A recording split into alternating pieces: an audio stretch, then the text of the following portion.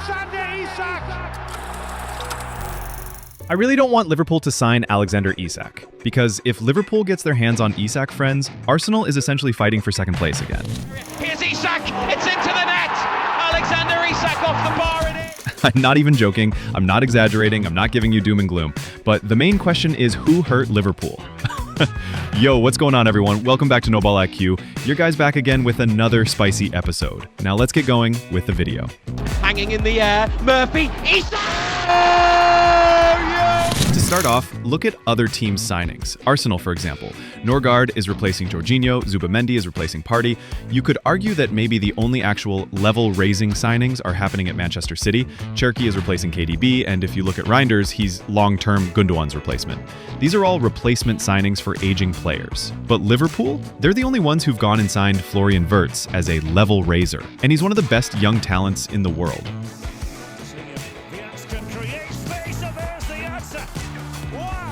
Now imagine adding Alexander Isak to that team. That becomes a super team and a half. Liverpool didn't do much in the last transfer window, but over the past few years, they've been building revenue under Klopp. They already had a formidable side when they had Mane, Firmino, and Salah. Now they're building another super team from the healthy foundation they already had under Klopp. And this team is ready to dominate for the next 4 to 5 years. People say Liverpool's train will slow down.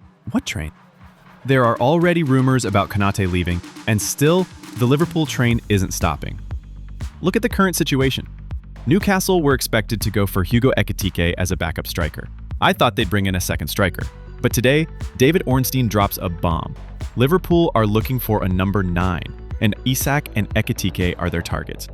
That's a bit confusing. Then boom, another Ornstein update. Liverpool have made a verbal offer worth 120 million euros to Newcastle for Isak. It's not a formal written bid yet, just to gauge if Isak is even available. Newcastle have apparently turned it down.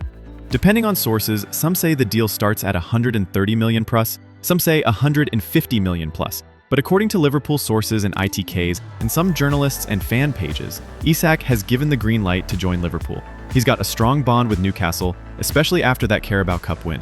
He truly loves the fans. I don't think he'll jeopardize that relationship, but if Newcastle are willing to sell, he'll probably jump at the chance. On the other hand, Liverpool will try everything to get this deal done. If they manage to sell Darwin Núñez to Saudi, now that the Napoli deal's off because they've signed Lorenzo Luca, and they sell Díaz for what they want, they'll free up a lot of money. And they'll go and get Alexander Isak, no matter the cost. If I were a Newcastle fan, I'd say, screw Ekitike, stick with Isak for 1 more year. He's got 3 years left on his contract, there's no rush. When it drops to 2 years, then renegotiate or renew. But the counter-argument is, next year, Liverpool might not come back, and clubs won't pay that much then. 120 to 130 million tagged today might drop to 80 to 90 million next year. That's a big financial hit. This could be Newcastle's Coutinho moment. Use that cash to build a sustainable top 4 squad. But if they qualify again, that Champions League money could easily make up the lost transfer fee. Okay, another new exciting scoop. Real Madrid's Brazilian forward, Rodrygo, is now also being linked to Liverpool. Convincingly. Reports say Liverpool have joined the race for Rodrygo. He's 24, joined Real in 2019, and already boasts 3 La Liga titles and 2 Champions League wins. But under Xabi Alonso, he doesn't look very accommodating, and he's barely scored since February, and Real could be open to offers. Some outlets suggest it could be around 100 million euros. If Liverpool are linking up Rodrygo, which is great for Rodrygo, in my opinion, especially if Díaz moves to Bayern or Barca, that's a huge statement. A Champions League winner and top-level talent, and now up for grabs, that screams ambition. So we are almost at the end of the video. But I would want to say a few more things about this team. Liverpool is about to break the British transfer record again this window. Huge statement of intent. But let me just say one thing. Liverpool are absolutely ruthless. Since Michael Edwards returned, with Julian Ward and Richard Hughes on board, they're on a relentless spree, selling non-fits, cashing in on valuations, and bringing in whoever they want. This window alone, Frimpong in, Karkes in, Wirtz, the signing of the summer, plus Isak maybe, and now Rodrygo, that's Galacticos level stuff. They're operating like Premier League champions, intent on maintaining that dominance for years. This is a very different, overly ambitious Liverpool.